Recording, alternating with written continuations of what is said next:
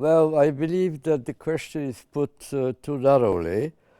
Massimo Recalcati wrote a book, Patria senza padri, in which he pointed out, according to him anyway, that the figure of father has been diminished and devalued. And of course, I'm very briefly conveying his ideas, which are quite complex. I would unpack them as the crisis not just of a father figure, but the crisis of authority holding the truth. The question is that traditionally the task of the school was the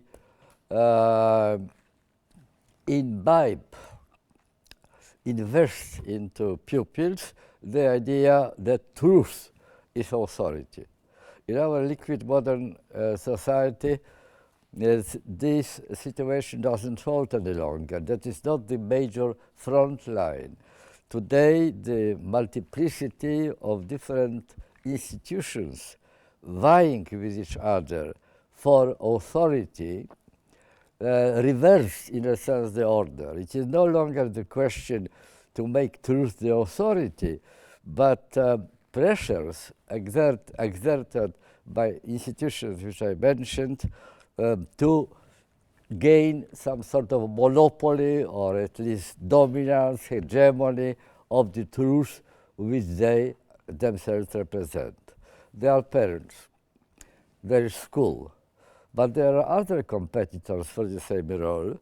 There are mainstream media, which are widely available and to which pupils of the school listen very often much more intensely and for a longer time than to their teacher. There are also advertisement. There's advertisement industry. Children from very tender age are virtually bombarded by commercial, by advertisement, taught to be constantly dissatisfied with what they have and listen to the latest fashion, listen to the latest must. They must throw away their smartphone, replace it with more gadget-rich smartphone in its place, and so on. I'm giving you off-cuff examples, but the point I want to make is that the struggle for authority and truth which represent this authority is conducted on many fronts at the same time.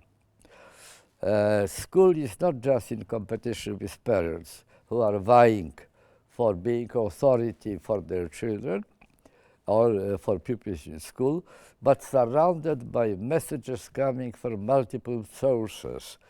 And the result is inserting in the attitudes to the world of most of the children the feeling of being unsure of themselves, non-confidence, living in constant uncertainty.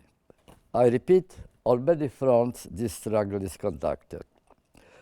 Of course, the idea that school and parents should come together and discuss which direction of grooming and honing their children's character and children's knowledge should be chosen. But remember that they are not autonomous in voicing their preferences, their desires. They are, like their children as well, exposed to pressures which go well beyond the reach of the educational institutions and obviously well beyond the reach and control of their parents. It is a very complex world, and cutting out just one front line out of the many, I think will only make the solution, even this search for solutions, much more difficult than otherwise it will be.